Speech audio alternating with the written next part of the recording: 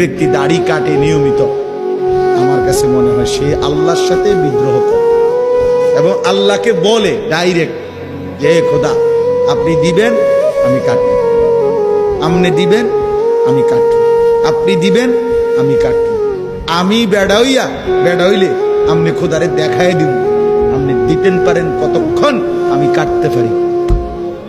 তো আল্লাহও যেন বলে বান্দা কাটতে থাকো, আসতে থাকো, কাটতে কাটতে একদিন তো আমার কবরে আইবা, তখন প্রথম রাতে প্রথম ঘন্টায় টাঙ্গাইয়া যখন ফিটমু তখন বুঝবা মাতবরি ছুটাই দেবো তোমার প্রথম ঘন্টা থেকে, কবরের প্রথম ঘন্টা। হাত্তা তাখতালিফা আদলা, আল্লাহর নবী বলেছেন কবর যখন প্রথম মিনিট নাফরমানকে কবরে একটা চাপ দিবে, ডান পাশের মাটি বাম দিকের মাটি ডান দিকে, মানে ডান পাঁজরের হাড্ডি ভাঙ্গা চুরা এই পাশে চলে যাবে, এই পাশের হাড্ডি ভাঙ্গা চলে যাবে। এক মিনিটে নাফরমান সোজা চুরচুর হয়ে যাবে।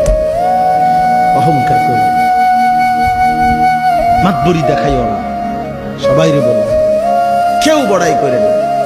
ছেনারি বেপর্দা তারে বইলেন তোমার এই রূপ যৌবন পোকা মাকড়ের ঘরে চলে যাবে, কবরে।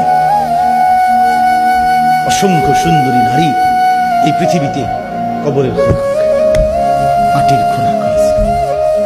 আল্লাহ আমাদের সবাইকে তৌফিক